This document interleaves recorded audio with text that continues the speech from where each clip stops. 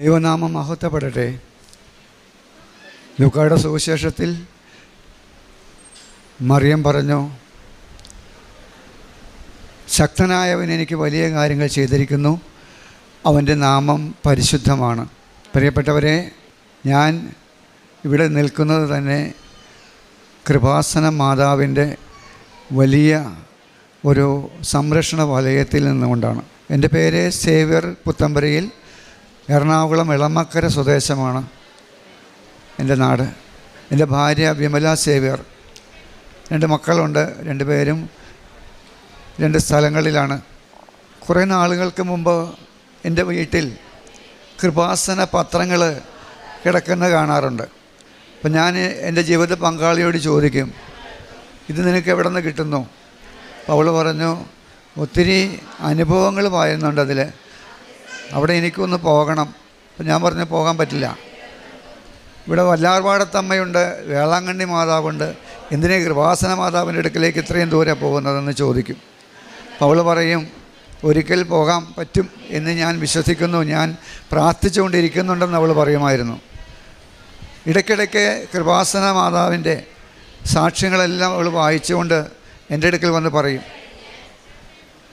അങ്ങനെ ഇരിക്കുമ്പോൾ കഴിഞ്ഞ 2024 ജൂലൈ മാസത്തിൽ എനിക്ക് വയറിന് ഒരു ചെറിയ അസ്വസ്ഥത തോന്നുകയും ഞാൻ ലിസ് ഹോസ്പിറ്റലിൽ പോയി പരിശോധിക്കുകയും ചെയ്തു. അന്ന് വിദേശത്തുള്ള എൻ്റെ മകൻ കൂടെ ഉണ്ടായിരുന്നു. അവൻ ലീവിന് വന്ന സമയമായിരുന്നു. അവനെന്നെ കൊണ്ടുപോയി ആസ്പത്രിയിൽ ചെന്ന് ഡോക്ടറെ കണ്ടു പരിശോധിച്ചപ്പോൾ പല പരിശോധനയിലൂടെയും പറഞ്ഞു, ഒരു സർജറി ആവശ്യമാണെന്ന് പറഞ്ഞു. അങ്ങനെ സർജറിക്ക് ഡേറ്റ് ഫിക്സ് ചെയ്തു. സർജറി നടത്തി. ഡോക്ടർ പറഞ്ഞു, ബയോപ്സിക്ക് അയച്ചിരിക്കുകയാണ്, ഒരാഴ്ച കഴിഞ്ഞിട്ട് റിസൾട്ട് പറയാമെന്ന് പറഞ്ഞു. ഇതിനിടയ്ക്ക് എൻ്റെ ജീവിത പങ്കാളി ഈ കൃപാസന മാതാവിൻ്റെ പത്രം അവളുടെ കയ്യിൽ നിന്ന് മാറ്റാതെ, അന്ന് ഉടമ്പടിയൊന്നും എടുത്തിട്ടുണ്ടായിരുന്നില്ല, അവളത് വച്ചുകൊണ്ട് തന്നെ അതിലുള്ള ഓരോ സാക്ഷ്യങ്ങൾ വായിക്കുകയും, കൃപാസനത്തിൽ ഞാൻ പോയി എൻ്റെ ജീവിത പങ്കാളിയെ കൊണ്ടുപോയി സാക്ഷ്യപ്പെടുത്തുമെന്നും അവൾ മനസ്സിൽ സൂക്ഷിച്ചു വച്ചിരുന്നു. പ്രിയപ്പെട്ടവരെ, ബയോപ്സിയുടെ റിസൾട്ട് വന്നപ്പോൾ എനിക്ക് ഉദരത്തിൽ ക്യാൻസറാണ്, 3rd സ്റ്റേജാണ്. ഉടനെ കീമോ ചെയ്യണം. ഇത്രയും പ്രായമായ സ്ഥിതിക്ക് ഉടനെ കീമോ ചെയ്തില്ലെങ്കിൽ എന്തും സംഭവിക്കാം. ഡോക്ടർ അങ്ങനെ പറഞ്ഞു. ഉടനെ മക്കൾ അതിനുള്ള തയ്യാറെടുപ്പുകളായി. എന്നെ മൂത്ത മകൻ ലിസ് ഹോസ്പിറ്റലിലെ ഓങ്കോളജിസ്റ്റ് എന്ന് പറയുന്ന ഈ കീമോ ചെയ്യുന്ന സ്പെഷ്യലിസ്റ്റ് ഡോക്ടറിൻ്റെ അടുത്തേക്ക് കൊണ്ടുപോയി. അവിടെ ചെന്ന് അദ്ദേഹം പരിശോധിച്ചിട്ട് പറഞ്ഞു, ഇത് വൈകിപ്പോയി, എത്രയും വേഗം ഇനി കീമോ ചെയ്യണം. കീമോ ചെയ്യുമ്പോഴുള്ള കുറേ സൈഡ് ഇഫക്റ്റുകൾ അദ്ദേഹം പറഞ്ഞു തന്നു.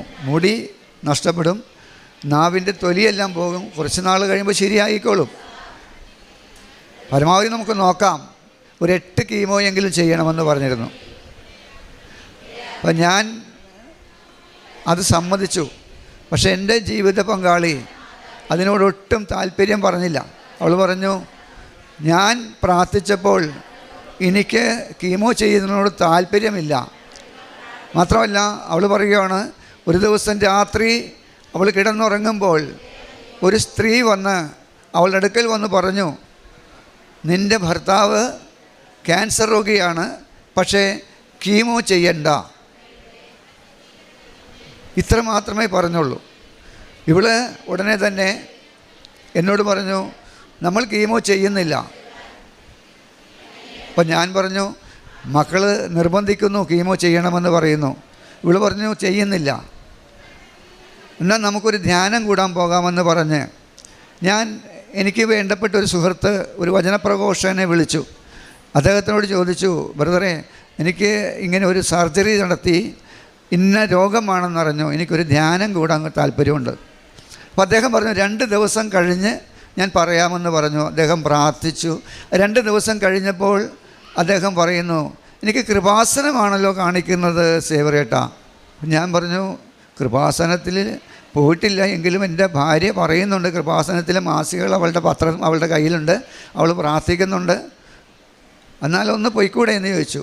അപ്പോൾ എൻ്റെ മനസ്സിലേക്ക് അതിനോടൊരു താല്പര്യം കാണിക്കുന്നില്ല. കാരണം ഞാൻ കേട്ടിരിക്കുന്നത് മുഴുവനും നെഗറ്റീവായിരുന്നു പല ദിക്കുകളിൽ നിന്നും. ഇവിടെ വന്നു കഴിയുമ്പോഴാണ് സത്യം നമ്മൾ മനസ്സിലാക്കുന്നത്. പ്രിയപ്പെട്ടവരെ, പരിശുദ്ധ അമ്മയുടെ വലിയൊരു സാന്നിധ്യം ഇവിടെ ഉണ്ടെന്നുള്ളത് ഞാനിവിടെ ഇരുന്ന ഈ 3-4 മണിക്കൂറുകൾ കൊണ്ട് മനസ്സിലായി. നമ്മുടെ പ്രിയപ്പെട്ട ജീവിക്കുന്നൊരു വിശുദ്ധനാണ് നമ്മുടെ ജോസഫച്ചൻ. അദ്ദേഹത്തിലൂടെയാണ് മറിയം ഇവിടെ പ്രവർത്തിക്കുന്നത്. സത്യമായും അത് എനിക്ക് അനുഭവപ്പെട്ടു.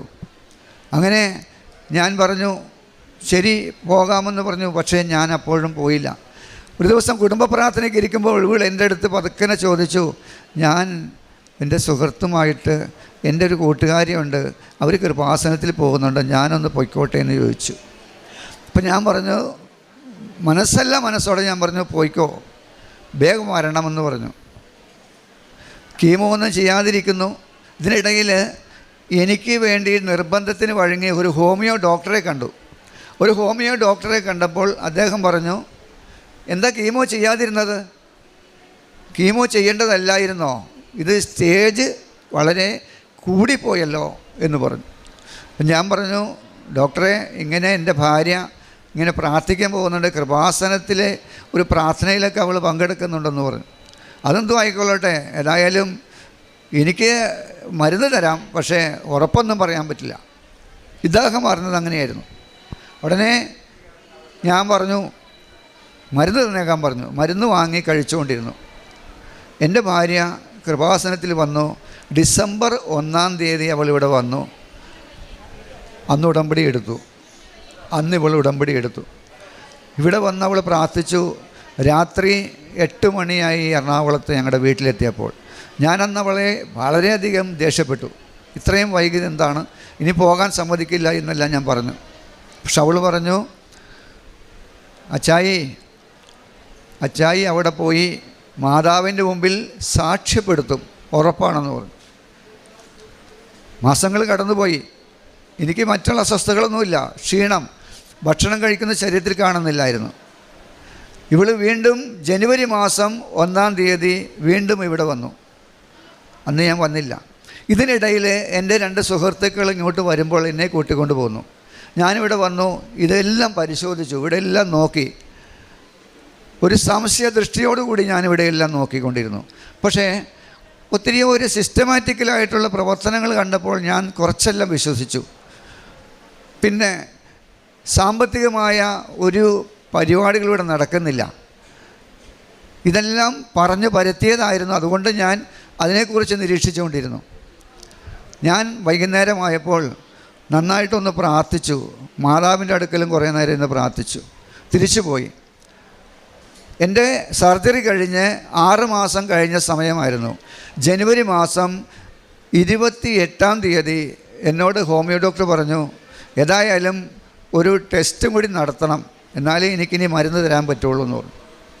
പ്രിയപ്പെട്ടവരെ, ജനുവരി 28-ാം തീയതി ബ്ലഡ് ടെസ്റ്റിന് വിട്ടു. അത് കഴിഞ്ഞ് CT സ്കാൻ ചെയ്തു. ഇതെല്ലാം വലിയ ഹോസ്പിറ്റലിലാണ് ചെയ്തതെന്ന് ഓർക്കുക. ഒത്തിരി പണം ചെലവഴിച്ച് ഈ ടെസ്റ്റുകളെല്ലാം നടത്തി അതിൻ്റെ റിസൾട്ടുകൾ 2-3 ദിവസങ്ങൾ കഴിഞ്ഞപ്പോഴാണ് കിട്ടിയത്. ഈ റിസൾട്ടുകളെല്ലാം ഡോക്ടറെ കൊണ്ട് കാണിച്ചു. ഡോക്ടർ എൻ്റെ മുഖത്തേക്ക് കുറേ നേരം നോക്കി നിന്നു.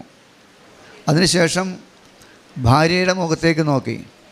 അദ്ദേഹം പറഞ്ഞു, ചേട്ടാ, ഇതിൽ ഒന്നും കാണുന്നില്ലല്ലോ, ഇതിൽ ക്യാൻസറിൻ്റെ ഒരു അണുപോലും കാണുന്നില്ലല്ലോ. Praise the Lord. Ave Maria, Ave Maria. എനിക്ക് സംശയം തീർക്കാൻ ഞാൻ എൻ്റെ മകനോട് വീട്ടിൽ വന്ന് പറഞ്ഞു, മകനെ, നീ ക്യാൻസറിൻ്റെ സ്പെഷ്യലിസ്റ്റ് ഡോക്ടറാണ് ഗംഗാധരൻ ഡോക്ടർ, അദ്ദേഹത്തിനെ ഒന്ന് കൊണ്ടുപോയി കാണിക്കണമെന്ന് പറഞ്ഞു. അവൻ പറഞ്ഞു, ഞാൻ കാണിക്കാമെന്ന് പറഞ്ഞു. അദ്ദേഹം റിസൾട്ട് കണ്ടിട്ട് പറഞ്ഞു, നിങ്ങൾക്ക് ക്യാൻസർ ഇല്ല, നിങ്ങൾക്ക് ക്യാൻസർ ഇല്ല. ക്യാൻസർ ഉണ്ടെന്ന് പറഞ്ഞതും ബയോപ്സിക്ക് അയച്ചു കിട്ടിയ റിസൾട്ടിലും പറഞ്ഞിരിക്കുന്നത് ക്യാൻസർ ഉണ്ട് എൻ്റെ ഉദരത്തിൽ എന്നുള്ളതാണ്. ലിസു ആസ്പത്രിയിലെ ക്യാൻസർ വിദഗ്ധനാണ് പറഞ്ഞത്, ഓപ്പറേഷൻ ചെയ്തതിന് ശേഷം ബയോപ്സി കഴിച്ചപ്പോൾ. ആ ഒരു വ്യക്തിയായ ഞാനിന്ന് കൃപാസന മാതാവിൻ്റെ ഒരു അനുഗ്രഹം മാത്രമാണ് ഇതിൻ്റെ പിന്നിലുള്ളതെന്ന് ഞാൻ പൂർണ്ണമായി വിശ്വസിക്കുന്നു. എൻ്റെ ജീവിത പങ്കാളിക്ക് 2 വാക്ക് പറയാൻ അവസരം കൊടുക്കട്ടെ. ഞാൻ ഈ ഓപ്പറേഷൻ ചെയ്യുന്നതിന് മുമ്പ് തന്നെ എൻ്റെ ഒരു സഹോദരി എൻ്റെ കയ്യിലൊരു പാത്രം ഉപ്പിൻ്റെ ഡപ്പി കൊണ്ട് തന്നിട്ടുണ്ടായിരുന്നു. ഞാൻ എൻ്റെ ജീവിത പങ്കാളിയെ അറിയാതെ തന്നെ എന്നും രാവിലെ ആദ്യത്തെ ചായ കൊടുക്കുമ്പോൾ ആ ഉപ്പ് വിശ്വാസത്തോടുകൂടെ ചൊല്ലിക്കൊണ്ടാണ് ഞാനിത് അറിഞ്ഞപ്പോൾ തുടങ്ങി ചെയ്തുകൊണ്ടിരുന്നത്. അത് ഈ നിമിഷം വരെ ഞാൻ നിർത്തിയിട്ടില്ല. അതുപോലെ തന്നെ ജീവിത പങ്കാളിയെ കാണാനായിട്ട് ഒരു ഭാര്യയും ഭർത്താവും ഞങ്ങളുടെ വീട്ടിൽ വന്നിട്ടുണ്ടായിരുന്നു.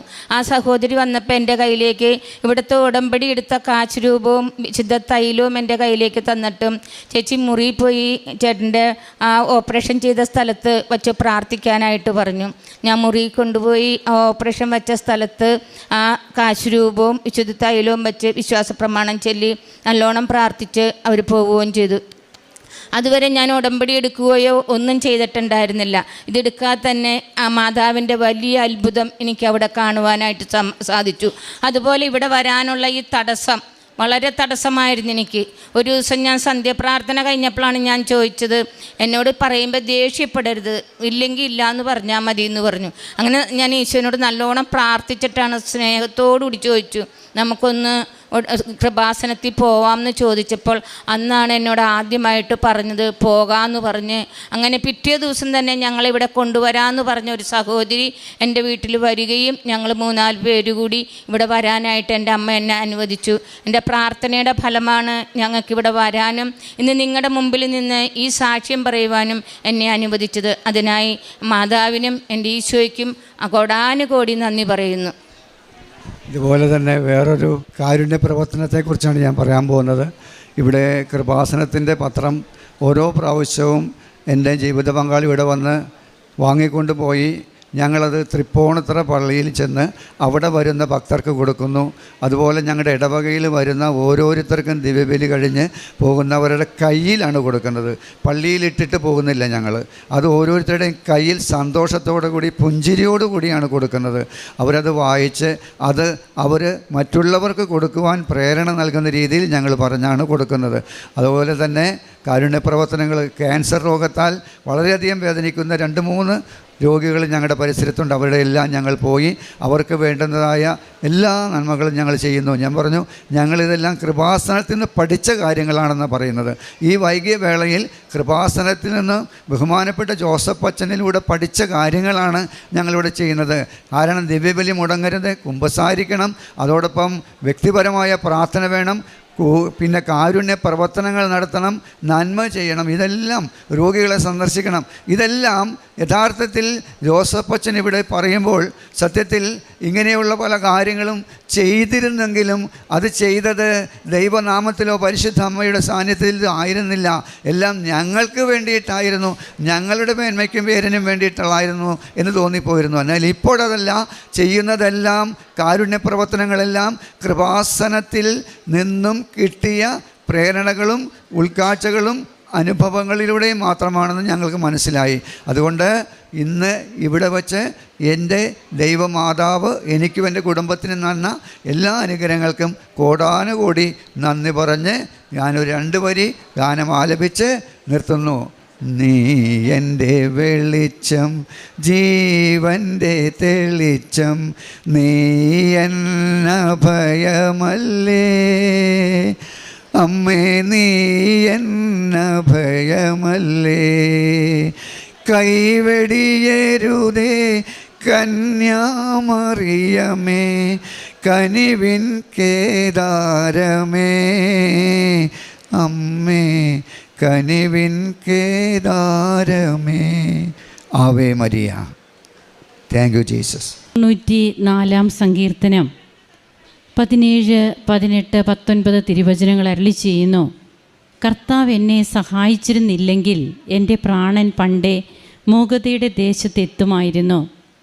എൻ്റെ കാൽ വഴുതുന്നു എന്ന് ഞാൻ വിചാരിച്ചപ്പോഴേക്കും കർത്താവെ, അങ്ങയുടെ കാരുണ്യം എന്നെ താങ്ങി നിർത്തി. എൻ്റെ ഹൃദയത്തിൻ്റെ ആകുലതകൾ വർദ്ധിക്കുമ്പോൾ അങ്ങ് നൽകുന്ന ആശ്വാസം എന്നെ ഉന്മേഷവാനാക്കുന്നു. സേവ്യർ പുത്തൻപുരയിൽ തൻ്റെ ജീവിത പങ്കാളിയോടൊത്ത് വന്ന് കൃപാസനത്തിലെ ശുശ്രൂഷയിലൂടെ മാത്രം തനിക്ക് കിട്ടിയ രോഗസൗഖ്യത്തെക്കുറിച്ചാണ് ഇവിടെ പറയുക. ഹൃദയത്തിൻ്റെ ആകുലതകൾ വർദ്ധിക്കുമ്പോൾ കർത്താവ് നൽകുന്ന ആശ്വാസം ഉന്മേഷവാനാക്കി. തൻ്റെ രോഗത്തിൻ്റെ 3rd സ്റ്റേജ് കീമോ വേണമെന്ന് പറയുന്നു. ഭാര്യയാകട്ടെ കീമോ വേണ്ടെന്ന് പറയുന്നു. തനിക്കൊരു ദർശനമുണ്ടായി. ഒരു സ്ത്രീ തൻ്റെ അടുത്ത് വന്ന് ഉറക്കത്തിൽ പറഞ്ഞു, നിൻ്റെ ഹസ്ബൻഡിന് ക്യാൻസറാണ്, കീമോയൊന്നും എടുക്കണ്ട എന്ന്. അത് ഈ മകള് ഏറ്റെടുത്തു, കീമോ വേണ്ട. അങ്ങനെ താൻ കൃപാസനത്തിലേക്ക് വരാനുണ്ടായ ബുദ്ധിമുട്ടുകളൊക്കെ ഇവിടെ 2 പേരും പറഞ്ഞു. പിന്നീട് ഉടമ്പടി എടുത്തിട്ടില്ല. കൃപാസന പത്രം, അനുഭവ സാക്ഷ്യങ്ങൾ അത് വായിക്കുകയാണ്. അതുകൊണ്ട് തന്നെയാണ് കൃപാസന പത്രത്തിൽ അത് തിരുവചനങ്ങൾ നെല്ലാണെങ്കിൽ കൃപാസന പത്രം വെന്ത ചോറാണ്. അത് നാം അങ്ങ് കഴിച്ചാൽ മാത്രം മതി. അത് റെഡി ക്യാഷായിട്ടിരിക്കുകയാണ്.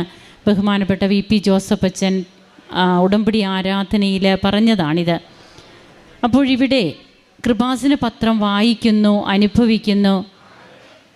ആ അനുഭവം പിന്നീട് ഈ മകൾക്കത് ഒത്തിരിയേറെ ബോധ്യമുണ്ടായി.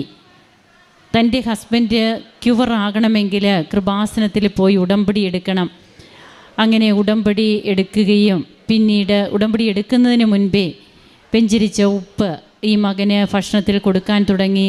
ഉടമ്പടി എടുത്തതിന് ശേഷം നേർച്ച വസ്തുക്കൾ, ഉടമ്പടി തൈലം, കാശുരൂപം ഇതൊക്കെ വെച്ച് പ്രാർത്ഥിക്കുന്നു. ഒരു ഹോമിയോ ഡോക്ടറിനെ കണ്ട കാര്യമൊക്കെ പറയുന്നുണ്ട്. ഡോക്ടർ തന്നെ കീമോ എടുക്കണം എന്നാണ് ഇവരോട് പറഞ്ഞത്. എന്നാൽ കീമോ എടുത്തില്ല. അങ്ങനെ ഒരു കീമോയും എടുത്തില്ല. ഇപ്പോൾ തനിക്ക് കിട്ടിയ റിപ്പോർട്ടുമൊക്കെ ആയിട്ടാണ് ഈ ഫാമിലി ഇവിടെ വന്നിരിക്കുക. ശരീരത്തിൽ ക്യാൻസറിൻ്റേതായ അണുക്കളൊന്നുമില്ല. കുടലിലായിരുന്നു ക്യാൻസർ. അങ്ങനെ പരിപൂർണമായിട്ടുള്ള രോഗസൗഖ്യം ലഭിച്ച് കർത്താവിൻ്റെ കൃപയിൽ ഉന്മേഷവാനായിട്ട് താനിന്ന് സന്തോഷത്തോടെ ജീവിക്കുന്നു. അതാണ് സേവ്യർ എന്ന ഈ മകൻ ഇവിടെ പങ്കുവയ്ക്കുക. കാരുണ്യ പ്രവർത്തനങ്ങൾ, പ്രേക്ഷിത പ്രവർത്തനം, നാം ഇതൊക്കെ ചെയ്തുകൊണ്ടിരിക്കുന്നവർ തന്നെയാണ്. അത് തന്നെയാണ് ഓരോ ഉടമ്പടി അനുഭവങ്ങളിലും ഓരോരുത്തരും പങ്കുവയ്ക്കുമ്പോൾ പലതും ചെയ്തിരുന്നു. പ്രാർത്ഥന ഇല്ലാഞ്ഞിട്ടല്ല ഈ കുടുംബത്തിന്, പ്രാർത്ഥിക്കുന്ന കുടുംബമാണ്. എന്നാൽ അതിനോടുള്ള ബോധ്യങ്ങൾ കുറവായിരുന്നു. തങ്ങൾക്ക് വേണ്ടി പ്രാർത്ഥിച്ചിരുന്നു എന്നാണ് പറയുക. പിന്നീടാണ് കർത്താവിൻ്റെ സ്നേഹത്തിൽ ബന്ധിതരായി, കർത്താവിൻ്റെ സ്നേഹത്തെ കൂടുതലായിട്ട് മനസ്സിലാക്കിക്കൊണ്ട് ആ സ്നേഹത്തിലൂന്നിയ പ്രാർത്ഥന പിന്നീടാണ് ചെയ്യാൻ തുടങ്ങുന്നത്. അത് ഉടമ്പടി എടുത്തതിന് ശേഷം മാത്രം. അങ്ങനെ കാൽ വഴുതുന്നു എന്ന് വിചാരിച്ചപ്പോഴേക്കും കർത്താവിൻ്റെ കൈകൾ അവിടുത്തെ കാരുണ്യം താങ്ങി നിർത്തിയ അനുഭവമാണ് ഇവിടെ പറയുക. It is not by merit but by grace. അതിവിടെ ഈ അനുഭവ സാക്ഷ്യത്തിലൂടെ ഈ മകൻ പ്രഘോഷിക്കുകയാണ്. അങ്ങനെ തനിക്ക് കിട്ടിയ രോഗസൗഖ്യത്തിന് ദൈവത്തെ മഹത്വപ്പെടുത്തുന്ന ഈ കുടുംബത്തോടൊപ്പം നമുക്കും കരങ്ങളടിച്ച് ഈശോയ്ക്കും അമ്മയ്ക്കും നന്ദി പറയാം. ദൈവത്തെ മഹത്വപ്പെടുത്താം, ആരാധിക്കാം. എൻ്റെ ഈശോയ്ക്കും കൃപാസന മാതാവിനും 1000 നന്ദി. എൻ്റെ പേര് ജെസ്സി രാജു, നരികുളം, എടവനക്കാട്. ഞാനൊരു അധ്യാപികയാണ്. 26 വർഷത്തോളം സേവനം അനുഷ്ഠിച്ചു കഴിഞ്ഞു. അതുപോലെ തന്നെ മതാധ്യാപികയുമാണ്. അവിടുത്തെ ഹെഡ് മിസ്ട്രസ്സുമാണ്. നെടുങ്ങാട് സെയിൻറ്റ് അഗസ്റ്റിൻ ചർച്ചിലാണ് അധ്യാപികയായിട്ടുള്ളത്. 2023 മെയ്യിലാണ് ഞാൻ ആദ്യമായി ഉടമ്പടി എടുത്തത്. അതിന് ഒരു കാരണമുണ്ടായിരുന്നു. അതിനു മുമ്പുള്ള സമയങ്ങളിൽ എൻ്റെ ഹസ്ബൻഡ് അമേരിക്കയിലായിരുന്നു.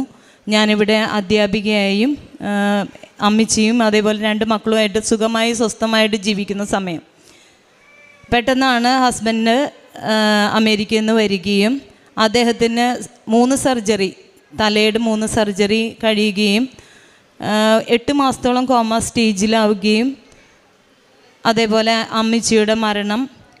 ആ സമയം തന്നെ ഹസ്ബൻഡ് ഒരു വിസ ഇതിൽപ്പെട്ട് കുറച്ച് പൈസ അധികം 14 ലക്ഷം രൂപയോളം പോവുകയും ഞങ്ങൾ താമസിച്ചിരുന്ന വീട്ടിൽ നിന്ന് ഞങ്ങൾക്ക് പെട്ടെന്നൊന്ന് മാറേണ്ട അവസ്ഥയും എല്ലാം വന്നത് ഞങ്ങൾ സുഖകരമായി ജീവിച്ചിരുന്ന അവസ്ഥയിൽ നിന്ന് ഞങ്ങളെ പെട്ടെന്ന് സാമ്പത്തിക പ്രതിസന്ധിയിലേക്ക് മാറ്റി. ആ സമയങ്ങളെല്ലാം തരണം ചെയ്യുമ്പോൾ എൻ്റെ മാതാവ് എൻ്റെ ഒപ്പം തന്നെ ഉണ്ടായിരുന്നു. എങ്കിലും ഉടമ്പടി എടുത്തത് ഇത് കടുത്ത രൂക്ഷമായ സമയത്തിലാണ്. 2023 ഞാനിവിടെ വന്ന് ഉടമ്പടി എടുത്ത് തിരിച്ചു ചെല്ലുമ്പോൾ എനിക്കൊരു അഹങ്കാരം തന്നെ ഉണ്ടായിരുന്നു. ആ ഏരിയയിലൊക്കെ ഇത്രയും സാലറി മേടിക്കുന്ന ഒരു കുടുംബം ഇല്ല. 2-2.5 ലക്ഷം രൂപ മാസമൊക്കെ കിട്ടിയിട്ട് അത്രയും നന്നായിട്ട് ജീവിച്ചു പോണ ഞങ്ങളെയൊന്നും തോൽപ്പിക്കാൻ ആർക്കും പറ്റില്ല എന്നുള്ള ആ ഒരിത് ആദ്യം തന്നെ ഒടിച്ചു കളഞ്ഞു എന്നുള്ളതാണ്. അതിനുശേഷം എനിക്ക് പെട്ടെന്ന് ഒരു അത്യാവശ്യമായിട്ട് ഒരാൾക്ക് ഒരു 4 ലക്ഷം രൂപ കൊടുക്കേണ്ട ആവശ്യം വരുവാണ്. നമ്മൾ ആ ഒരു ഹൈ ലെവൽ ജീവിതത്തിൽ നിൽക്കണത് കൊണ്ട് അങ്ങനെ പെട്ടെന്ന് ആരോടും ചോദിക്കാൻ പറ്റാത്തൊരവസ്ഥ. ഞാൻ വേഗം തന്നെ ഞാൻ ആരാധനയിൽ എന്നും ഞാൻ ആരാധന കൂടുമ്പോൾ എനിക്കുണ്ടായിരുന്ന ഒരു അനുഭവം നിങ്ങളോട് ഞാൻ ഷെയർ ചെയ്യുകയാണ്. ഞാൻ എല്ലാ ആഴ്ചയിലും ആരാധന കൂടും, ഇതുവരെ മുടക്കിയിട്ടില്ല. ആരാധന എപ്പോൾ കൂടുന്നോ അന്ന് എനിക്ക് എന്തൊക്കെ കാര്യങ്ങൾ നടക്കാനുണ്ടോ അതെല്ലാം നടന്നിരിക്കും. അതെൻ്റെ ഒരു സാക്ഷ്യമാണ്. എൻ്റെ ചുറ്റുമുള്ള എല്ലാവരോടും ഞാനത് പറയാറുണ്ട്. അതേപോലെ അന്ന് ഞാൻ ആരാധന കൂടിക്കൊണ്ടിരിക്കുന്ന സമയത്ത് എൻ്റെ ഉള്ളിലൊരു ഉൾവിളി പോലെ പറയുവാണ്, നീ ആരോടും ചോദിക്കേണ്ട, നിൻ്റെ വീട്ടിൽ വേലയ്ക്ക് മുമ്പ് നിന്നിരുന്ന ഒരാളുണ്ട്, അവരെ സഹായിച്ചിരുന്ന ഒരു സ്ത്രീയുണ്ട്, ഞാൻ പറഞ്ഞിട്ട് തന്നെ അവരെ സഹായിച്ചിരുന്നത്. അപ്പോൾ അവരെ വിളിക്കാൻ പറഞ്ഞ് ഞാനങ്ങനെ അവരുടെ നമ്പർ സംഘടിപ്പിച്ച് വിളിക്കുവാണ്. അങ്ങനെ ഞാൻ അവരെ വിളിക്കുമ്പോൾ ഉണ്ടായ ഒരു അത്ഭുതമാണ് എനിക്കിപ്പോഴും വിശ്വസിക്കാൻ പറ്റാത്തൊരു കാര്യം. ഞാൻ അവരെ വിളിക്കുമ്പോൾ അവർ പറയുവാണ്, നിങ്ങൾ അന്വേഷിക്കുന്ന ആളല്ല ഞാൻ, ആ ആളേ അല്ല. അപ്പം ഞാൻ പറഞ്ഞു, എന്നാൽ ഓക്കെ, നിങ്ങളോട് ഞാനൊന്നും പറയണില്ല എന്ന് പറഞ്ഞു. അപ്പോൾ അവർ പറഞ്ഞു, ഇല്ല, എന്തായാലും നിങ്ങളെന്നെ വിളിച്ചതല്ലേ, കാര്യം പറയാൻ പറഞ്ഞു. അപ്പം ഞാൻ പറഞ്ഞു, 4 ലക്ഷം രൂപ എനിക്ക് നാളെ ആവശ്യമുണ്ട്, അപ്പോൾ അതിൻ്റെ ഒരു കാര്യമായിരുന്നു. അപ്പോൾ പറഞ്ഞ്, ഓക്കെ, എന്നെ അന്വേഷിക്കുകയും വേണ്ട, എന്നെ വിളിക്കുകയും വേണ്ട, നിങ്ങൾ ഭയങ്കര പ്രാർത്ഥനയിലാണെന്ന് എനിക്കറിയാം. അതെങ്ങനെ അവരറിഞ്ഞെന്നോ ആരാണ് അവരെന്ന് എനിക്ക് അറിഞ്ഞൂടാ. എന്തായാലും പിറ്റേ ദിവസം ഞാൻ സ്കൂളിൽ ഇരിക്കുന്ന സമയത്ത് ഏകദേശം 11 മണിക്ക് എൻ്റെ അക്കൗണ്ടിലേക്ക് എനിക്ക് പിറ്റേ ദിവസം അടയ്ക്കേണ്ട 1 ലക്ഷം രൂപ സഹിതം 5 ലക്ഷം രൂപ എൻ്റെ അക്കൗണ്ടിലേക്ക് വന്ന് വീഴുവാണ്. ഞാൻ അപ്പോൾ തന്നെ പള്ളിയുടെ സ്കൂളാണ്, പള്ളിയിൽ മാതാവിൻ്റെ അടുത്തേക്ക് ഓടിപ്പോയി കെട്ടിപ്പിടിക്കുവാണ്. വെച്ച് അങ്ങനത്തെ കാര്യങ്ങളൊന്നും നമുക്ക് ആരോട് ഷെയർ ചെയ്യാൻ പറ്റുന്ന ഒരു സാഹചര്യമല്ല. ആരെന്നോ എന്തെന്നോ എനിക്കിപ്പോൾ പോലും അറിയാത്ത ഒരാൾ അന്ന് എന്നെ സഹായിക്കുവാണ്. മനുഷ്യത്വപരമായിട്ട് ജീവിക്കുന്ന ഞാനിപ്പോൾ ഒരുപാട് പേരെ കാണുന്നതായതുകൊണ്ട് എനിക്കറിയാം അതിൽ എത്ര പേര് എങ്ങനെയുണ്ട്, ആരാണ് ശരി, ആരാണ് തെറ്റ്, അതൊക്കെ മനസ്സിലാക്കാനുള്ള തിരിച്ചറിവ് ഈ ഉടമ്പടിയിലൂടെയാണ് ലഭിച്ചത്. എല്ലാവരും ആരാണെന്ന് പഠിപ്പിച്ചു തന്ന് ഓരോ നിമിഷവും എൻ്റെ ഓരോ നിമിഷവും പ്രാർത്ഥന മാത്രമേ ഉള്ളൂ, പിന്നെ ഒന്നുമില്ല എൻ്റെ ജീവിതത്തിൽ. അതുകൊണ്ട് തന്നെ എല്ലാ മാതാവിനോട് ഞാൻ പറയും, എനിക്ക് എന്ത് പ്രശ്നം വന്നാലും ഞാനെല്ലാം നാണം കിടന്നേട്ട മാതാവിയെന്നേ പറയാറുള്ളൂ. രണ്ടാമത്തെ ഒരു അനുഭവം അതിനുശേഷം എൻ്റെ അമ്മയ്ക്ക് ക്യാൻസർ ആണെന്നുള്ള ഇതിൽ മാഞ്ഞാലി മെഡിക്കൽ കോളേജിൽ ഒരു സിസ്റ്റ് വളർന്ന് നിൽക്കുന്നുണ്ട്. അപ്പോൾ അത് ക്യാൻസർ ആണെന്ന് തന്നെ പറഞ്ഞ് കുറേ മാസത്തോളം ചികിത്സയും നടത്തി. അത് കഴിഞ്ഞ് വേറെയും 2 ഡോക്ടേഴ്സിനെ കാണിക്കുമ്പോഴും അവരും അങ്ങനെ തന്നെയാണ് പറഞ്ഞത്. ഞങ്ങൾ ഭയങ്കര വീട് മൊത്തം നിരാശയിലായി. പക്ഷേ ഞങ്ങൾ ലിസി ഹോസ്പിറ്റലിൽ 3-4 മാസങ്ങൾക്ക് ശേഷം കൊണ്ടുവന്ന് ടെസ്റ്റ് ചെയ്യുമ്പോൾ ഷുഗറിൻ്റെ മരുന്ന് സ്ഥിരമായിട്ട് കഴിച്ചാൽ വരുന്ന ഒരു സിസ്റ്റാണത്. അങ്ങനെ ഒരു രോഗമേ ഇല്ല. ഇന്ന് അമ്മ നല്ല മിടുക്കത്തിയായിട്ട് സന്തോഷവതിയായിട്ട് ഇരിക്കുന്നു. അത് എൻ്റെ മാതാവിൻ്റെ ഉടമ്പടി ഉപ്പ് ഞാൻ കൊടുത്ത് സുഖപ്പെടുത്തിയതാണ്, എൻ്റെ മാതാവ് സുഖപ്പെടുത്തിയതാണെന്നുള്ളത് പൂർണ്ണമായിട്ട് ഞങ്ങൾ വിശ്വസിക്കുന്നു. അടുത്തൊരു അനുഭവം, കഴിഞ്ഞ വർഷം ഞാൻ ഇതേ സമയം ഇവിടെ വന്ന് ഞാൻ എൻ്റെ മകന് വേണ്ടിയിട്ട്, മകന് 27 വയസ്സേ ആയിട്ടുള്ളൂ, എന്നാൽ അവന് പുറത്ത് പോകണമെന്നൊക്കെ പറഞ്ഞപ്പോൾ എന്നാൽ ഒരു BSc നഴ്സിനെ എനിക്ക് തന്നെ, ഒരു പെൺകുട്ടീനെ തന്നെ എന്ന് ഞാൻ ഇവിടെ വന്ന് പ്രാർത്ഥിച്ച്, അതിൽ അത്ഭുതം, അവിടെ കൈവച്ച് പ്രാർത്ഥിക്കുന്ന അച്ഛന് ഞാനിവിടെ എത്തണേക്ക് 5 മിനിറ്റ് മുമ്പ് ആ കുട്ടിയുടെ ഫോട്ടോ എൻ്റെ മൊബൈലിൽ വന്നത്. അങ്ങനെ ഞാനിവിടെ പ്രാർത്ഥിക്കുന്ന അച്ഛനെ ഞാനത് കാണിച്ചു. അപ്പോൾ അച്ഛൻ പറഞ്ഞു ഇത് നടക്കുമല്ലോ എന്ന് പറഞ്ഞ് ഞാൻ എൻ്റെ പള്ളിയിലും ചെന്ന് അച്ഛനെ കാണിച്ചപ്പോഴും അച്ഛൻ പറഞ്ഞു ഇത് നടക്കുന്നു. 1 മാസം കൊണ്ട് തന്നെ ആ വിവാഹം വളരെ നല്ല രീതിയിൽ നടന്നു. മക്കൾ നല്ല സന്തോഷമായിട്ടിരിക്കുന്നു. അതേപോലെ എൻ്റെ ഇളയ മകന് ഫുഡ് അലർജി ഉണ്ടായിരുന്നു. ഞാൻ എന്നും അവന് കൃപാസന തൈലം പൂശി പ്രാർത്ഥിക്കും. അവനും 2 മക്കളും നല്ല പ്രാർത്ഥനയിലാണ്. അപ്പോൾ അവനും സൗഖ്യം ലഭിച്ചു. അടുത്ത ഏറ്റവും പ്രധാനപ്പെട്ട ഇന്നലെ നടന്നൊരു കാര്യം, അത് ഞാൻ പറയും, സാക്ഷ്യം പറയുന്നതിന് പറഞ്ഞിട്ടുണ്ടായിരുന്നു. ഒരേ മാസവും ഒരുപാട് പൈസകൾക്ക് ആവശ്യം വരുന്ന കാലഘട്ടവും ഒരുപാട് പ്രശ്നങ്ങളിലുമാണ്. അപ്പോൾ അതുകൊണ്ട് തന്നെ ഇന്നലെ ഞാൻ ഒരു ചിട്ടിയുടെ സ്ഥലത്ത് ഒരു 2.5 ലക്ഷം രൂപ അത്ര പ്രതീക്ഷിച്ചിട്ടാണ് ഞാൻ അവിടെ ചെല്ലണത്. അങ്ങനെ ഞാൻ മാതാവിൻ്റെ രൂപ എടുത്ത് ഞാൻ എൻ്റെ കയ്യിൽ മുറുക്കി പിടിച്ചിട്ടുണ്ടായിരുന്നു. അപ്പോൾ എനിക്കറിയാം അതിൽ കൂടുതൽ ആവശ്യങ്ങളുണ്ട്. മാതാവിനെ ഇങ്ങനെ എടുത്ത് പിടിച്ച് ഞാൻ അവിടെ മൂലയ്ക്ക് ഇരിക്കുകയാണ്. 10-35 പേര് വന്ന് നിരന്നിരിക്കുന്നുണ്ട്. അപ്പം അവരെല്ലാവരും വിളിക്കാൻ തയ്യാറായിട്ട് ഇരിക്കുമ്പോൾ ഫസ്റ്റ് നറുക്ക് വിളിക്കുകയാണ്. അപ്പം ഞാൻ വെറുതെ തമാശ എന്നോണം മാതാവിനോട് ഞാൻ പറഞ്ഞു, മാതാവേ തരുവാണെങ്കിൽ നാളെ ഇത് സാക്ഷ്യമായിരിക്കും കേട്ടോ മാതാവേ എന്ന് പറഞ്ഞ് ഞാനവിടെ വെറുതെ ചിരിച്ചിരിക്കുകയാണ്.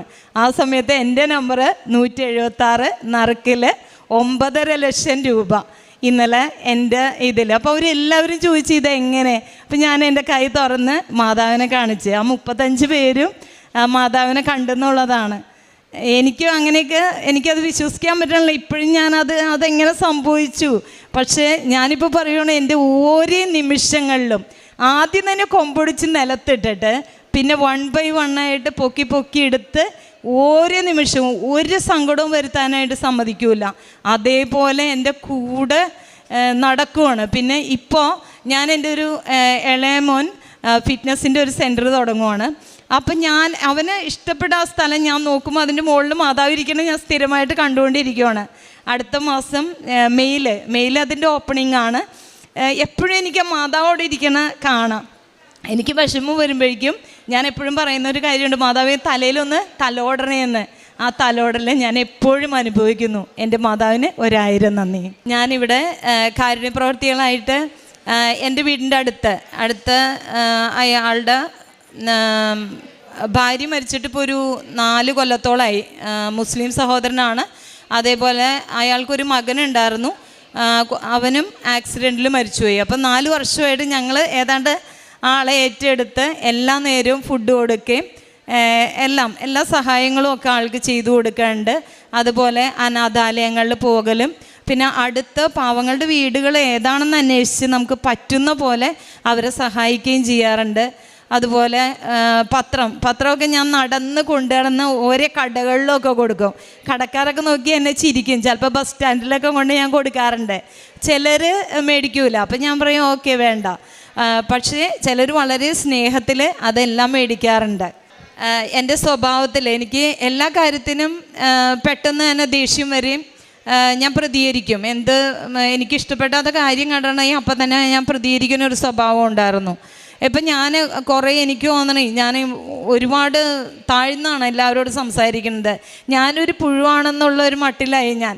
ശരിക്കും പ്രാർത്ഥന കൊണ്ടായിരിക്കണം എല്ലാവരോടും ഞാനിപ്പോൾ അങ്ങനെ നിൽക്കണം. ഒരിക്കൽ പോലും ഒരാളുടെ മുകളിലായിട്ട് നിന്നുള്ള സംസാരമില്ല. എന്നെ കുത്തിക്കൊല്ലാൻ വന്നവരെ പോലും അതേപോലെ ഇപ്പം എന്തെങ്കിലും കാര്യങ്ങളോടൊക്കെ എന്നോട് എതിർത്ത് ചിരിച്ചാണെങ്കിലും കുത്തിക്കൊല്ലുന്ന സ്വഭാവക്കാരുണ്ടെങ്കിൽ എനിക്കറിയാം.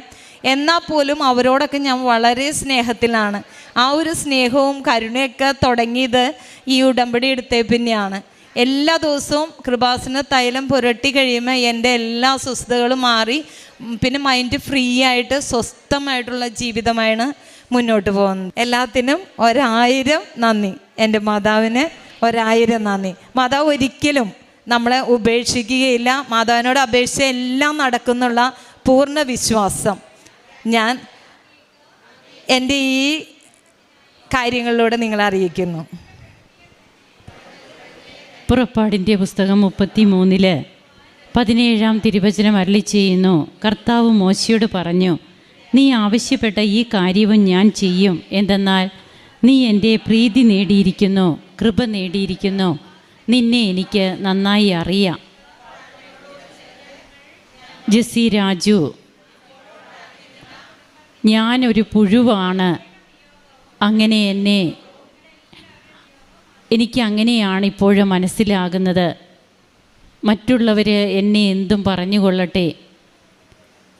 തുടക്കത്തിൽ ഈ മകൾ പറഞ്ഞതിങ്ങനെയാണ്, ഇത്രയേറെ സാലറിയൊക്കെ മേടിക്കുന്ന ഒരു കുടുംബം ഞങ്ങളുടെ അയൽപക്കത്തൊന്നുമില്ല. അതുകൊണ്ട് തന്നെ എനിക്ക് അഹങ്കാരമുണ്ടായിരുന്നു. എല്ലാം എനിക്ക് സാധിക്കും, അല്ലേ എൻ്റെ കുടുംബത്തിന് സാധിക്കും. പിന്നീട് ഏറ്റവും താഴേക്ക് കൊണ്ടുവന്നിട്ട് തന്നെ ഒന്നിനൊന്നിന് ഉയർത്തി കൈവെള്ളയിൽ കൊണ്ടു നടക്കുന്ന കർത്താവിനെയാണ് പിന്നീട് ഈ മകൾ നന്ദി പറഞ്ഞ് മഹത്വപ്പെടുത്തുന്നത്. നിന്നെ എനിക്ക് നന്നായി അറിയാമെന്നാണ് ഈശോ പറയുക. മോശയോട് പറയുന്ന വാക്കുകളാണ്. ഇങ്ങനെയൊക്കെയുള്ള വചനങ്ങൾ നമ്മുടെ മുൻപിൽ വന്നു നിന്ന്, അല്ലെങ്കിൽ നമ്മുടെ ജീവിതത്തിൽ ഈശോ നമുക്കൊരു സർട്ടിഫിക്കറ്റ് തരികയാണ്. നീ എൻ്റെ പ്രീതി നേടിയിരിക്കുന്നു, നിന്നെ എനിക്ക് നന്നായി അറിയാം. നമ്മുടെ ഉടമ്പടി ജീവിതത്തിലൂടെ ഈ ഒരു വാക്ക് നാം കേൾക്കുകയാണെങ്കിൽ തീർച്ചയായും അവിടെയാണ് സ്വർഗരാജ്യത്തിൻ്റെ മക്കളായിട്ട് നാം എണ്ണപ്പെടുക. താൻ വർഷങ്ങളായിട്ട് ടീച്ചറായിട്ട് സേവനം ചെയ്യുന്നു, മതാധ്യാപിക കൂടിയാണ്, അവിടെയും എച്ചമായിട്ട് സേവനം ചെയ്യുന്നു. ഇങ്ങനെ താൻ ഇങ്ങനെയൊക്കെ ചെയ്ത് തൻ്റെ പ്രാർത്ഥനയുമൊക്കെ ആയിട്ട് മുമ്പോട്ട് പോകുമ്പോഴാണ് തൻ്റെ ഹസ്ബൻഡിൻ്റെ സർജറി, പിന്നീട് അങ്ങോട്ട് തങ്ങൾ ജീവിച്ചിരുന്ന വീട് വരെയും അവിടെ നിന്ന് ഇറങ്ങി പോരേണ്ട അവസ്ഥ, ഒന്നുമില്ലാത്ത ഒരവസ്ഥ.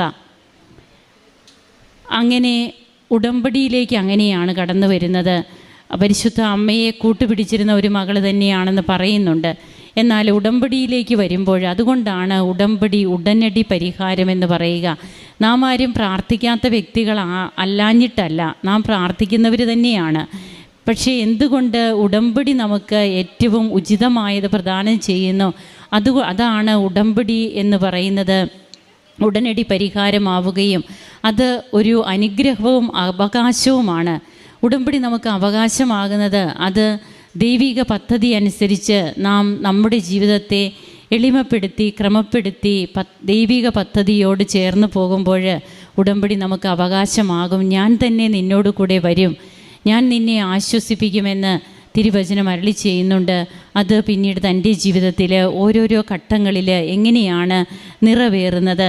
അതായത് തനിക്ക് പൈസ തന്നത് ആരാണെന്നറിയില്ല, എന്നാൽ തനിക്ക് വേണ്ടിയിട്ട് ഒരാൾ പൈസ അയച്ചു. അക്കൗണ്ടിൽ എന്താണുള്ളത്? അക്കൗണ്ടിൽ ആളുടെ എവിടെന്നാ സെൻഡ് ചെയ്തതെന്നുള്ള ഡീറ്റെയിൽസ് അതിലുണ്ട്. പക്ഷെ അത് ആർക്കും ഷെയർ ചെയ്യാൻ പാടില്ല എന്നുള്ളൊരു മെസ്സേജും എനിക്ക്, വാട്സപ്പ് ഉപയോഗിക്കുന്ന ആളല്ല, സാധാ മെസ്സേജിൽ എനിക്ക് അയച്ചിരിക്കുവാണ്, എൻ്റെ അഡ്രസ്സോ ഡീറ്റെയിൽസോ ആർക്കും നിങ്ങൾ ഷെയർ ചെയ്യരുത്. അപ്പോൾ തനിക്ക് അറിയില്ലാത്ത ഒരു വ്യക്തി തനിക്ക് വേണ്ടിയിട്ട് പിറ്റേ ദിവസം തനിക്ക് ആവശ്യമുള്ള 1,00,000 രൂപ, വീണ്ടും അതിൻ്റെ കൂടെ 4 ലക്ഷം, അങ്ങനെ 5 ലക്ഷം തനിക്ക് കിട്ടുന്നു. ഉടമ്പടി എടുത്ത് ചെന്ന ഉടനെ തനിക്ക് കിട്ടുകയാണ്. വീണ്ടും തനിക്ക് പിന്നീട് എങ്ങനെയാണ് ഓരോരോ കാര്യങ്ങൾ, അതായത് അമ്മയുടെ അസുഖത്തിൻ്റെ കാര്യം, 3 ഡോക്ടേഴ്സ് ക്യാൻസർ ആണെന്ന് പറഞ്ഞ കാര്യം പിന്നീട് ഒരു അസുഖവുമില്ല എന്നുള്ള രീതിയിൽ ടെസ്റ്റിൽ നിന്ന് അറിയാൻ കഴിയുന്നു. അതുപോലെ തൻ്റെ മക്കളുടെ കാര്യം, എല്ലാറ്റിനും മക്കളും നല്ലതുപോലെ പ്രാർത്ഥിക്കുന്ന മക്കളാണെന്നാണ് ഈ അമ്മ ഇവിടെ പങ്കുവെച്ചത്. തനിക്ക് ഇന്നലെ ലഭിച്ച ഒരു അനുഗ്രഹം, താൻ വളരെയേറെ പൈസ അത്യാവശ്യമുള്ളപ്പോൾ അമ്മയോട് വന്ന് സാക്ഷ്യം പറയാമെന്ന് പറയുന്നു. അമ്മയെയും കൂട്ടിക്കൊണ്ടു പോകുന്നു. ഒരു കുഞ്ഞ് അമ്മയുടെ കൈപിടിച്ച് നടക്കുന്ന ഒരു പ്രതീതിയാണ് ഓരോ മക്കളും ഉടമ്പടി കാശ്രൂപവുമായിട്ട് അമ്മയെ നമ്മുടെ കൂടെ കൂട്ടിച്ചേർത്ത് നാം നടക്കുമ്പോൾ അമ്മയ്ക്കും അതിഷ്ടമാണ്. പരിശുദ്ധ അമ്മ ഇവിടെ തന്നെ അടങ്ങിയിരിക്കുന്ന അമ്മയല്ല. അതുകൊണ്ട് തന്നെയാണ് സഞ്ചാരി മാതാവെന്നൊക്കെ ജനങ്ങൾ പറയുന്നത്. അമ്മ ഇങ്ങനെ നടക്കുകയാണ്. എവിടെയാണ് നാം അമ്മയെ കൊണ്ടുപോകുന്നത് അവിടെ അമ്മ വരും. വെറുതെ വരില്ല, വിളിച്ചാലേ വരികയുള്ളൂ. കൂടെ കൊണ്ടുപോകാനും നമുക്കൊരു മനസ്സ് വേണം. അങ്ങനെ അമ്മയുടെ കാശ്രൂപവുമായിട്ട് പോകുന്നു. അവിടെ 35 പേരുണ്ടായിരുന്നു. തനിക്കാണ് ആ നറുക്ക് വീണതെന്ന് പറയുകയാണ്. അങ്ങനെ ഓരോ കാര്യത്തിലും ഇന്ന് താൻ എത്രമാത്രം മറ്റുള്ളവരുടെ കാര്യത്തിൽ താല്പര്യമാണോ, അതേപോലെ ദൈവവും തൻ്റെ കാര്യത്തിൽ എങ്ങനെ താല്പര്യം കാണിക്കുന്നു. ഉടമ്പടി ജീവിതം എത്രയേറെ മഹത്തരമാണെന്ന് ഈ മകൾ മനസ്സിലാക്കി. തൻ്റെ സ്വഭാവ പ്രത്യേകതകളിൽ മാറ്റം വന്നു. വ്യക്തി ജീവിതത്തിൽ താൻ ഒന്നുമല്ല എന്നുള്ള ഒരവസ്ഥയിലേക്ക് വന്നു. അങ്ങനെ ഇന്ന് ഇവിടെ പറഞ്ഞ തിരുവചനം പോലെ എനിക്ക് നിന്നെ നന്നായി അറിയാമെന്ന് മോശയോട് കർത്താവ് പറയുന്നു. അതുപോലെ വീണ്ടും തിരുവചനം അരുളി ചെയ്യുന്നുണ്ട്. 18 എനിക്ക് 19 എനിക്കിഷ്ടമുള്ളവനിൽ ഞാൻ പ്രസാദിക്കും, എനിക്കിഷ്ടമുള്ളവനോട് ഞാൻ കരുണ കാണിക്കും. ദൈവത്തിൻ്റെ കരുണയും കൃപയും അത് അവിടുത്തെ ഇഷ്ടമനുസരിച്ചാണ്. ആ ഇഷ്ടത്തിന് നമ്മെ തന്നെ യോഗ്യരാക്കാനായിട്ടുള്ളൊരു ജീവിതമാണ് നാം നയിക്കേണ്ടത്. നമുക്ക് കരങ്ങളടിച്ച് ദൈവത്തെ മഹത്വപ്പെടുത്താം. യേശുവേ നന്ദി, യേശുവേ സ്തുതി, യേശുവേ ആരാധന. അമ്മ മാതാവിനും തിരുക്കുമാരനും 1000 നന്ദി. അമ്മ മാതാവ് ജീവനോട് പ്രത്യക്ഷപ്പെട്ട ഈ അൾത്താരയിൽ വന്ന് സാക്ഷ്യം പറയാൻ എന്നെ യോഗ്യനാക്കി തീർത്തതിന് 1000 നന്ദി പറയുന്നു. എൻ്റെ പേര് അനീഷ് ബേബി. ഞാൻ വയനാട് മാനന്തവാടി 54 എന്ന സ്ഥലത്തു നിന്ന് വരുന്നു. ഇതെൻ്റെ വൈഫ് അഭിന. ഞാൻ ഇവിടെ വന്ന് ഉടമ്പടി എടുക്കാനുണ്ടായ കാരണം 2002 നവംബർ 17 ഞാൻ ഒരു ഓക്സിജൻ്റെ ഏജൻസിയിൽ വർക്ക് ചെയ്തുകൊണ്ടിരിക്കുകയായിരുന്നു. അവിടുന്ന് എൻ്റെ ജോലി നഷ്ടപ്പെടുകയും അത് കഴിഞ്ഞ് എനിക്ക് ഒരു ജോലിയില്ലാത്തൊരു അവസ്ഥയിലേക്ക് പോയപ്പോൾ ഞാൻ ബാങ്കിൽ ഒരു സ്വയം തൊഴിലിന് വേണ്ടിയിട്ട് ഒരു അപേക്ഷ കൊടുക്കുകയും അപ്പോൾ മാനേജർ പറഞ്ഞു അത് കിട്ടത്തില്ല, ലോണ് കിട്ടത്തില്ലെന്ന് പറയുകയും ചെയ്തു. അപ്പോൾ എനിക്കിവിടെ കൃപാസനത്തിൽ വന്ന് ഇവിടെ ഉടമ്പടി എടുക്കണം എന്നുള്ള ആഗ്രഹമുണ്ടായി. അങ്ങനെ ഞാൻ പള്ളിയിൽ പോയി മാതാവിനോട് പ്രാർത്ഥിച്ചു, അമ്മ മാതാവേ, കൃപാസന മാതാവിൻ്റെ അടുത്ത് പോയി ഞാൻ ഒരു ഉടമ്പടി എടുക്കാൻ, എനിക്ക് പോകാനൊരു വണ്ടിക്കൂലി പോലും ഇല്ലാത്ത ഒരു അവസ്ഥയാണ്. എനിക്ക് ഈ ലോണ് കിട്ടുകയാണെങ്കിൽ ഞാൻ എന്തായാലും ഞാൻ പോയി ഉടമ്പടി എടുക്കുമെന്ന് പറഞ്ഞു. അങ്ങനെ പിറ്റേ ദിവസം ബാങ്ക് മാനേജർ എന്നെ വിളിച്ചിട്ട് പറഞ്ഞു, അനീഷെ ഒന്ന് ബാങ്ക് വരെ വരണം. ഞാൻ ബാങ്കിൽ ചെന്നു. സാർ എന്നോട് പറഞ്ഞു, അനീഷെ നിനക്ക് ഞാൻ ലോണ് തരാം. എന്താണെന്ന് വെച്ചാൽ എനിക്ക് എൻ്റെ യോഗ്യതയിലല്ല, എനിക്ക് ഒരു ബാങ്ക് ഗ്യാരണ്ടി ഒന്നുമില്ല, അതുകൊണ്ടാണ് എനിക്ക് തരില്ല എന്ന് പറഞ്ഞത്. എന്തായാലും അമ്മ മാതാവും തിരുക്കുമാരനും വഴി എനിക്കത് നടത്തി തന്നതിന് 1000 നന്ദി പറയുന്നു. ഞാൻ ആ പൈസ കൊണ്ടാണ് ഇവിടെ വന്നിട്ട് ഞാൻ ആദ്യമായിട്ട് ഇവിടെ ഉടമ്പടി എടുത്തത്. അതുപോലെ തന്നെ 30 വർഷമായിട്ട്, എനിക്കിപ്പോൾ 37 വയസ്സായി, 30 വർഷമായിട്ട് എനിക്കുണ്ടായിരുന്ന ചെവി വേദനയും അതേപോലെ ചെവിയിൽ നീർക്കെട്ട് വരും, നീർക്കെട്ട് വന്ന് ചെവി പൊട്ടി ഒലിക്കും, അങ്ങനത്തെ അസുഖമായിരുന്നു. അത് കുറേ മരുന്ന് കഴിച്ചു, ഒരു മാറ്റവുമില്ല. അതുപോലെ തന്നെ ഓപ്പറേഷൻ ചെയ്യുന്ന ഡോക്ടർമാർ പറഞ്ഞു, ഞാൻ അതിന് തയ്യാറായില്ല. അങ്ങനെ ഇവിടുത്തെ ഉടമ്പടി വസ്തുക്കൾ ഉപയോഗിച്ച മൂലം ഇവിടുത്തെ ഉടമ്പടി തൈലവും ഉടമ്പടി ഉപ്പും ഞാൻ എന്നും ചെവി തൂത്ത് അങ്ങനെ എനിക്ക് രോഗസൗഖ്യം, പൂർണ്ണമായ രോഗസൗഖ്യം കിട്ടി. 1.5 വർഷമായിട്ട് എനിക്കിപ്പോൾ അതില്ല. അതുപോലെ തന്നെ അത് നടത്തുന്നതിന് അമ്മോദാന തിരുക്കുമാരന് 1000 നന്ദി പറയുന്നു. അതുപോലെ തന്നെ ഈ ഇത്രയും നാളായിട്ട് എനിക്കൊരു സ്വയം തൊഴിലിൻ്റെ കാര്യം ഞാൻ പറഞ്ഞിരുന്നല്ലോ, ഒരു വരുമാന മാർഗ്ഗമില്ലായിരുന്നു. എനിക്കങ്ങനെ ഐസ്ക്രീമിൻ്റെ ഒരു സ്റ്റാൾ തുടങ്ങാനുള്ള ഒരു വഴി മാതാവ് വഴി നടത്തി തന്നു. അതിനെ കൊണ്ടുപോകുന്നതിന് ആവശ്യമായിട്ടുണ്ടായിരുന്ന ഒരു വാഹനം, അത് ഞാൻ എല്ലാ ദിവസവും രാവിലെ പള്ളിയിൽ പോകും. ഈ ഉടമ്പടി എടുത്തതിന് ശേഷം ഇതുവരെ അത് മുടങ്ങിയിട്ടില്ല. എല്ലാ ദിവസവും രാവിലെ പള്ളിയിൽ പോകും. അങ്ങനെ പള്ളി കഴിഞ്ഞ് ഒരു ദിവസം 7 മണിക്ക് പള്ളി കഴിഞ്ഞ് 8 മണിയായപ്പോൾ ഇറങ്ങി.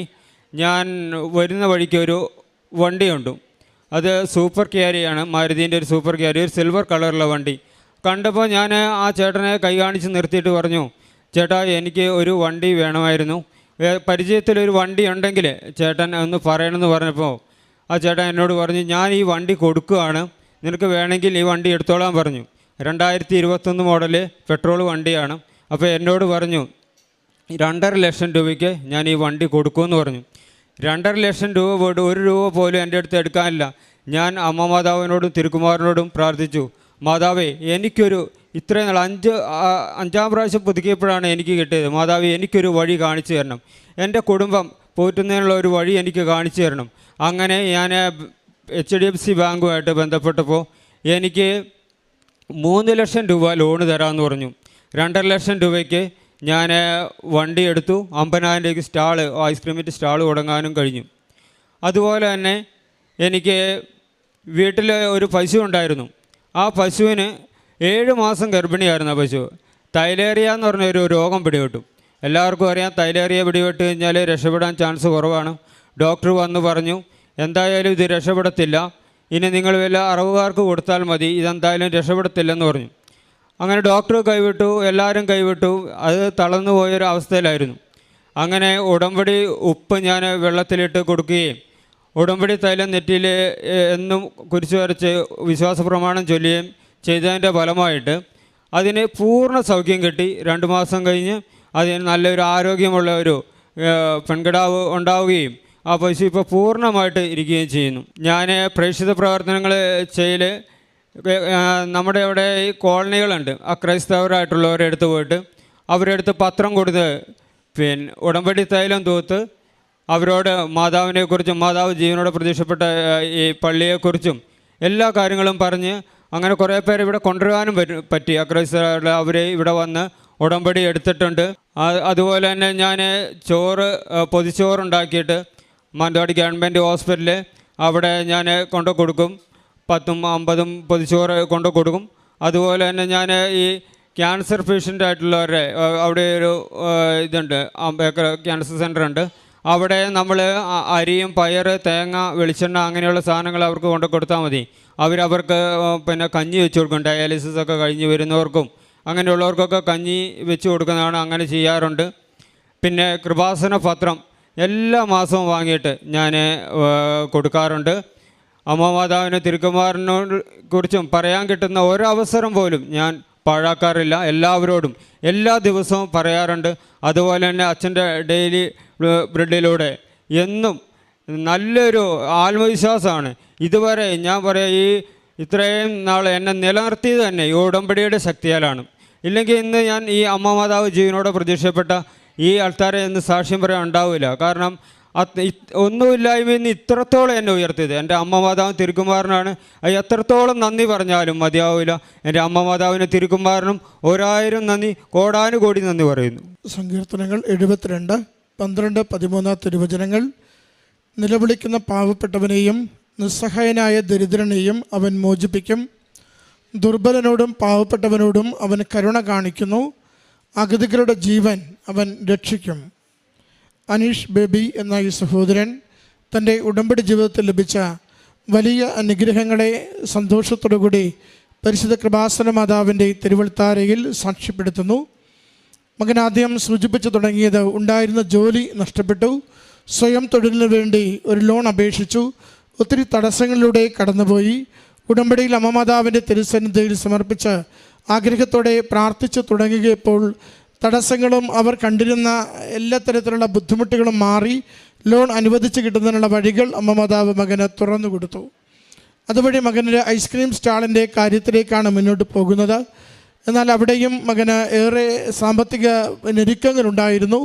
കിട്ടിയ ലോൺ കൊണ്ട് ഏതാണ്ട് 1 ലക്ഷം രൂപയാണ് ലോൺ ലഭിക്കുന്നത്. അതുകൊണ്ട് തുടങ്ങുവാനാവുന്ന ഒരു പദ്ധതി ആയിരുന്നില്ലത്. വാഹനവും സ്റ്റോളും ഉൾപ്പെടെ ചിലവ് അധികമായിരുന്നു. എങ്കിലും പരിശുദ്ധ അമ്മ മാതാവ് ഓരോന്ന് ക്രമീകരിച്ചു കൊടുത്ത് ഭാരങ്ങൾ ലഘൂകരിച്ചു കൊടുത്ത് സ്വന്തമായി ഒരു ഐസ്ക്രീം സ്റ്റാൾ വാഹനത്തോടുകൂടി തുടങ്ങുവാനുള്ള എല്ലാ കാര്യവും മകന് അനുവദിച്ചു കൊടുത്തു. അതിന് ഉള്ള നന്ദിയാണ് മകൻ പിന്നീട് സൂചിപ്പിച്ചത്. 30 വർഷത്തിലേറെയായി തുടർച്ചയായ ചെവിവേദനയും ചെവിയിൽ നിന്ന് പഴുപ്പ് വരുന്ന ദീനവും ഉണ്ടായിരുന്നു. അത് ഒത്തിരി ഡോക്ടർമാരെ കണ്ട് മരുന്ന് ഉപയോഗിച്ചുവെങ്കിലും ഒരു ശമനമുണ്ടാവാതെ നിരന്തരം ശല്യപ്പെടുത്തിയിരുന്ന, മറ്റുള്ളവർക്ക് ബുദ്ധിമുട്ടുണ്ടാക്കിയിരുന്ന ഒരു അസുഖമായിരുന്നു. അമ്മ മാതാവിൻ്റെ ഉടമ്പടി തൈലം ഉപയോഗിക്കുകയും ഉടമ്പടി ഉപ്പ് അത് ഉപയോഗിക്കുകയും ചെയ്തതിലൂടെ പൂർണ്ണമായും ആ രോഗത്തിന് സൗഖ്യം ലഭിച്ചതിനെയാണ് മകൻ സാക്ഷ്യപ്പെടുത്തിയത്. പിന്നീട് മകൻ പശുവിനുണ്ടായ തൈലേറിയ എന്ന രോഗവും അതിന് പൂർണ്ണ ആരോഗ്യത്തോടെ എഴുന്നേൽക്കില്ലെന്ന് ഡോക്ടർ ഉൾപ്പെടെ എല്ലാവരും അത് പറയുമ്പോഴും അമ്മ മാതാവിൽ ആശ്രയിച്ച് വിശ്വസിച്ചുകൊണ്ട് ആ പശുവിന് ഉടമ്പടി തൈലം പൂശി പ്രാർത്ഥിച്ച് ഉടമ്പടി തൈലം കാലുകൾക്കൊക്കെ പുരട്ടിക്കൊടുത്ത് ഉടമ്പടി ഉപ്പ് ചേർത്ത് നീര് കൊടുക്കുകയും ചെയ്തതിലൂടെ അത് വീണ്ടും എഴുന്നേൽക്കുകയും അത് പൂർണ്ണ ആരോഗ്യമുള്ള മറ്റൊരു കിടാവിനെ പ്രസവിക്കുകയും രണ്ട് പശുക്കളും ആരോഗ്യത്തോടെ വീട്ടിൽ നിന്ന് കഴിയുന്നുവെന്ന് മകൻ സാക്ഷ്യപ്പെടുത്തുകയാണ്. മകൻ്റെ തീരെ ലോലമായ ദാരിദ്ര്യമേറെയുള്ള ജീവിത സാഹചര്യത്തിൽ അമ്മ മാതാവ് മാത്രമായിരുന്നു മകന് പ്രത്യാശയോടുകൂടി ഓരോ ദിവസവും ജീവിക്കുവാൻ കരുത്ത് പകർന്നത്. മകൻ പറയുന്നുണ്ട്, അച്ഛൻ്റെ ഡെയിലി ബ്രെഡിലൂടെ ലഭിക്കുന്ന ഓരോ ദിവസത്തെ സന്ദേശവും ഓരോ ദിവസവും ജീവിക്കുവാനുള്ള ആത്മധൈര്യമായിരുന്നു. അതില്ലായിരുന്നുവെങ്കിൽ, ഉടമ്പടി ഇല്ലായിരുന്നുവെങ്കിൽ ഇന്ന് ഇവിടെ സാക്ഷ്യം പറയുവാൻ പോലും ഞാൻ കാണില്ലായിരുന്നുവെന്ന്. ഉടമ്പടി മകനെ ഏറ്റവും സന്തോഷത്തോടുകൂടി ജീവിതത്തിൻ്റെ ക്ലേശങ്ങളെ തരണം ചെയ്യുവാനുള്ള ആത്മധൈര്യം നൽകി സഹായിച്ചു. ഓരോ പ്രതിസന്ധിയിലും ജീവിതം മുന്നോട്ട് പോകാത്ത എല്ലാ അവസരങ്ങളിലും ഉടമ്പടിയുടെ നേർച്ച വസ്തുക്കളെ വിശ്വാസത്തോടെ പ്രയോഗിച്ച് അതിൽ നിന്ന് കരകയറുവാനും ജീവിതം മുന്നോട്ട് പോകുവാനുമുള്ള വഴികൾ തുറന്നതിനെ സന്തോഷത്തോടെ മകൻ സാക്ഷ്യപ്പെടുത്തുന്നു. ഭാരങ്ങളെല്ലാം ലഘൂകരിച്ച് ദൈവനാമത്തെ മഹത്വപ്പെടുത്തി ജീവിക്കുവാൻ ഉടമ്പടി നേർച്ച വസ്തുക്കൾ ഉപകരിച്ചുവെന്നും മകൻ പ്രത്യേകമായിട്ട് ഈ അൾത്താരയിൽ സാക്ഷ്യപ്പെടുത്തുകയാണ്. ആരൊക്കെയാണോ കണ്ണീരോടും കഥനങ്ങളോടും കൂടി അമ്മയുടെ തിരുനടയിലെത്തുക, അമ്മ മാതാവ്, വ്യാകുല മാതാവ് അവയൊക്കെയും ഏറ്റെടുക്കും. ആരൊക്കെയാണ് വഴികളെല്ലാം അടഞ്ഞ് സാമ്പത്തികമെല്ലാം തീർന്ന ജീവിതം മുഴുവൻ നൈരാശ്യത്തിലേക്ക് അമ്മയുടെ തൃക്കരങ്ങളിലേക്ക് കൊടുക്കുക. അമ്മ നമ്മളോട് അരുളി ചെയ്യുന്നത് പോലെ, അവൻ പറയുന്നത് പോലെ, ഈശോ പറയുന്നത് പോലെ ജീവിക്കുവാൻ നമ്മുടെ ജീവിതം ക്രമപ്പെടുത്തുമ്പോൾ നമുക്ക് ബാഹ്യമായ കണ്ണുകൊണ്ട് കാണുന്ന എല്ലാ തടസ്സങ്ങളെയും മാറ്റി നാം പോലും പ്രതീക്ഷിക്കാത്ത അനുഗ്രഹങ്ങൾ സമയച്ചുരുക്കത്തിൽ അനുവദിച്ചുകൊണ്ട് ദൈവം കൂടെയുണ്ട്, ഞാൻ കരം പിടിച്ചിട്ടുണ്ട്, അതുകൊണ്ട് പരിശ്രമങ്ങൾ വിജയിക്കുമെന്ന് ഉറപ്പ് നൽകുവാൻ അമ്മ എപ്പോഴും നമ്മളെ സഹായിക്കുന്നുണ്ട്. അതിൻ്റെ സാക്ഷ്യമാണ് ഈ മകൻ ഈ അൾത്താരയിൽ പറഞ്ഞത്. ഈ കുടുംബത്തിൽ ലഭിച്ച ഈ അനുഗ്രഹങ്ങൾക്ക് നന്ദി പറഞ്ഞുകൊണ്ട് കരങ്ങളടിച്ച് ഈ സാക്ഷ്യം സമർപ്പിക്കാം.